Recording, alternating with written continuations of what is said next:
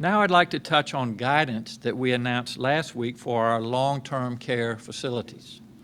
VDH has put out its state guidance for how long-term care facilities can gradually lift restrictions. That's on our website, and I would encourage all of you to review that. And we said we'll provide the facilities with additional financial assistance. We're directing $246 million in funding, mostly from the CARES Act, to support long-term care facilities. That funding includes $152 million from the Provider Relief Fund that goes directly to facilities. This will help facilities address staffing shortages, infection control measures, PPE purchases, and new periodic testing requirements.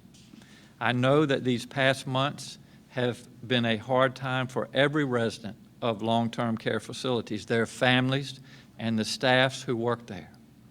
It's difficult when you can't see an aging parent to see how they're doing. I have also directed the Department of Health to release the names of long-term care facilities with outbreaks. In doing this, we have consulted with Dr. Oliver, the Health Commissioner. Given that CMS is releasing federal data, some of which, by the way, is incorrect, we felt it was important to take another look at this.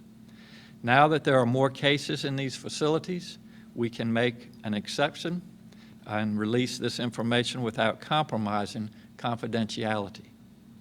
Long-term care facilities are home to some of our most vulnerable Virginians, and we will continue to make them a top priority of our COVID-19 response.